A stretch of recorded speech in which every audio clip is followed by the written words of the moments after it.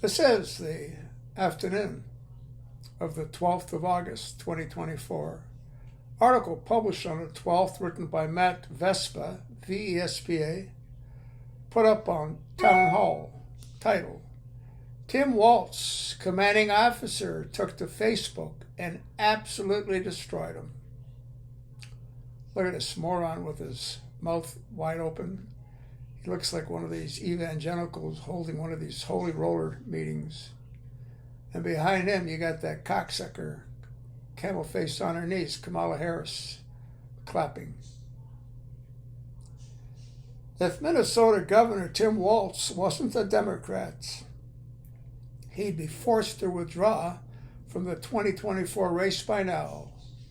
Waltz did honorably serve in the National Guard, but what has tarnished that record is his lying about being deployed into a combat zone. It never happened. Old videos and local newspaper articles clearly show Mr. Waltz lied about his military record to bolster his political profile, much like the fiasco that engulfed Richard Blumenthal and his Vietnam War service. That never happened. Didn't hurt him, he got elected. He's a senator. Guy's a joke. It all started with a clip where Waltz went on an anti-gun tirade about weapons of war. He said he carried one. He did not. A local newspaper, a glowing profile of Tim Waltz in 2005. Waltz served a tour of duty in Operation Iraq Freedom. Absolute bullshit. He was deployed overseas with the National Guard, Field Artillery Unit in Operation Iraqi Freedom. It appears the reporter interviewed Waltz for the piece. He was never there. It's not hypothetical for me. I've done that. Waltz clearly states he went to Afghanistan during a debate. This is getting insane. How can someone lie so much? Let's listen to this. It's up on X. Be different about our policy in Afghanistan. What would you tell him? Is the 30,000 troop surge working? Mr. Waltz? Well, it's not a hypothetical for me. I've done that. I have been doing the job that we were told for the first 6 years of the Bush administration. Don't question authority. Support the troops. Anybody who questioned whether we should be in Iraq or we should be doing these things was labeled as un-American or unpatriotic. I questioned that administration, and I am questioning this administration. Tim Waltz thanked Nancy Pelosi at a press conference in 2007, in which she said, while introducing him, that we appreciate his service on the battlefield. Have a listen to this. We'll hear from Command Sergeant Major Tim Waltz. And I was so moved by some of what Tim has said in this. He said he taught these young people in high school, and then he had to lead them in the armed services. So he knows the potential of our young people and what we put at risk when we send them into harm's way without the equipment that they need. He will speak for himself, but I want him to know how much we all appreciate his service to our country, whether it's in the classroom or on the battlefield. Congressman Tim Murphy. Congressman Tim Waltz of Minnesota. I was thinking of his state. That's what happens when you're roommates. Might start looking alike. Well, thank you, Madam Speaker, and thank you to the leadership here. Thank you to my brother-in-arms, Patrick Murphy, who is also my roommate. And I'd like to say a special thank you to Chairman Lantos, who an awful... He's got a male roommate? Huh? He's got a male roommate? What kind of guy that's 50-some-odd years old has a male roommate? I think he's a poop pusher, just like Barack. Wisdom, and as we were speaking about the idea of a resolution or a non-binding resolution, the chairman was so eloquent. Guy's a piece of shit. There were many times when he could have corrected the record, but about his service and rank upon retirement, and Mr. Waltz did nothing. Not a single member of the unit has come to defend him. Waltz's former Command Sergeant Major Doug Julian went on CNN and delivered a damning interview about Waltz, knowing his unit was going to be deployed 6 to 7 months in advance before he opted to retire. Now his former commanding officer, John Klob, has taken to social media and torched the Minnesota Liberal on the stolen Valor controversy. Holy shit, Tim Waltz, battalion commander, absolutely destroyed him over a stolen Valor. How long is this left-wing media going to keep ignoring all of this? I do not regret that Tim Waltz retired early from the Minnesota National Guard, did not complete the Sergeant Major Academy, broke his enlistment contract, or did not successfully complete any assignment as a Sergeant Major. Unwittingly, he got out of the way for better leadership. Thomas Barnes was the right leader at the right time. He sacrificed to answer the call, leaving his family, business, and farming partner brother to train, lead, and care for soldiers. He earned the privilege of being called Command Sergeant Major. Like a great leader, he ran toward and not away from the guns. I have no opinion of Mr. Waltz's decision to leave service at the time he did. It was right to retire early. I also have no criticism of his service as the E7, an E8, and the M-Bang. By all accounts, and on the record, he was a competent chief of firing, battery, gunnery sergeant, and first sergeant. I cannot say the same for a service sitting frocked in a CSM chair. He did not earn the rank or successfully complete any assignment as an E9. It's an affront to the service. Nobody who served with Tim Waltz is defending him. He lied about going to war. He let other people lie for him about going to war. He lied about his retired rank. He lied when he found out his unit was deploying to Iraq. The command sergeant major was replaced him, and show. There's more for you to read. Guy's garbage. And I think he's a poop pusher. Like I said, what kind of guy that looks like he's in his 50s has a male roommate? Huh? And he's a congressman. It's not like he can't afford to live on his own. Guy's a piece of shit. Kamala Harris's campaign had little time to vet the candidate to be a running mate, and it shows. Harris defends Waltz's military service in face of GOP attacks. Let's listen to this. Criticism over her running mate, Governor Tim Waltz's decision to retire ahead of his unit's deployment to Iraq. A new CNN K-File report shows that similar accusations were made against him in 2006 during his first run for Congress. Now, here is actually what we know. Waltz filed paperwork for his congressional bid in February of 2005. The following month, the National Guard announced a possible deployment within 2 years. He retired in May of 2005, although it's unclear when he submitted his retirement papers. Now, 2 months later, his unit received deployment orders to Iraq.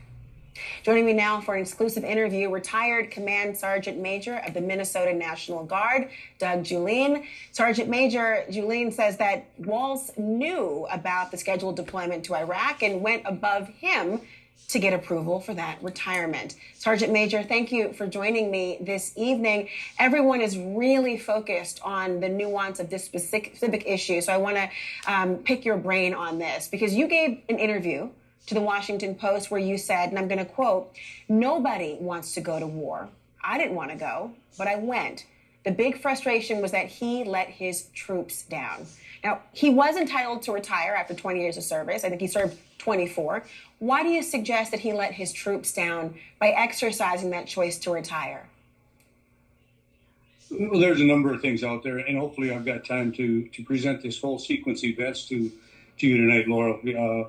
Reason being is that there's so much stuff going on out there that people don't really understand the chronological events as they occurred. And I'm going to kind of start back in the fall of 2004 is what we received, my commander and myself, of the 1st Brigade, 34th Infantry Division Brigade Combat Team, what's called a notification of sourcing, which is a NOS.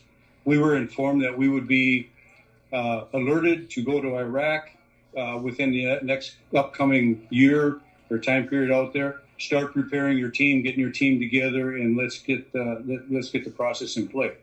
From that going forward, we met with one of the 125 Field Artillery, introduced ourselves, talked to them, and give them a heads up. This is what's happening. We don't know the full particulars, but we will get to it. In approximately February of 2005, my boss, my commander, Colonel, and the command team, we scheduled a meeting at Camp Ripley, Minnesota for getting everybody together so all the battalion sergeant majors, the battalion commanders, and the staff would get to see each other and kind of start the team building event in that concept there. At that meeting was Governor Tim Waltz, or Sergeant Major Tim Waltz at the time.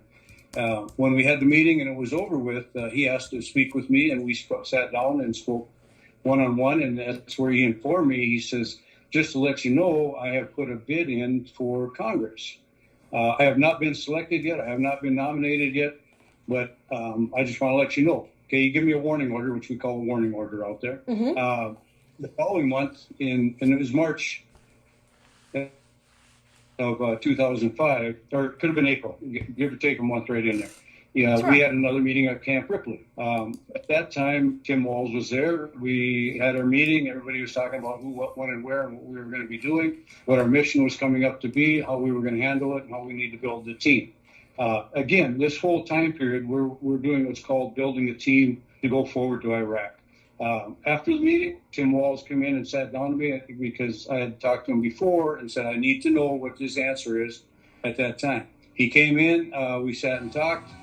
He told me, he says, I have not been nominated. I am going forward with the battalion. I said, good, let's go. We got the team built, and we're starting to build the team out there.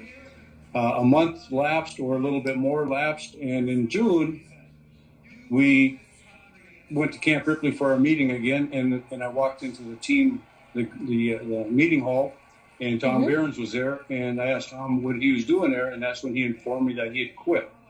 The issue that came out of this was, first of all, how did Tim Waltz quit without discussing with me, because I was his next level of leadership. You're using the word quit. I don't want to cut you off, sir, but excuse me, Sergeant Major, I just want to be precise in the language. You're using the word quit. You mean that he had opted to retire still, is that right? He had not somehow gone AWOL or been dishonorably discharged in some way. He opted to retire. Okay. Yeah, I mean, the terminology that came to me was he quit and went from there. And yeah, yes, he opted to I'm gonna back up 2 seconds. He opted to retire, which I found out at a later date in June. Mm-hmm. Is where it went to. When I found this out at that meeting, my focus is to build a team. Let's go forward. We better do this. The other issue out there is that the individual that approved this was two levels higher than myself in the enlisted corps, and should have had Tim Waltz come back to me and talk to me about this and discuss this as to why he was going forward now, or not going forward now, after he'd already told me he was going forward.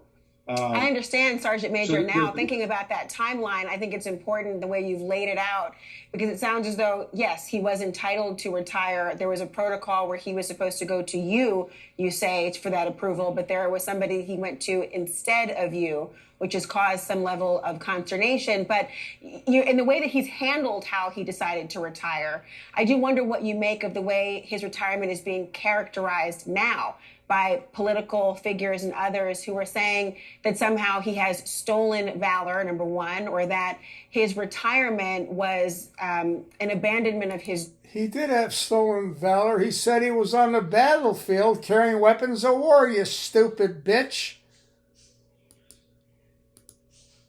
How do you feel about the experience that you are describing to us right now being described as political talking points?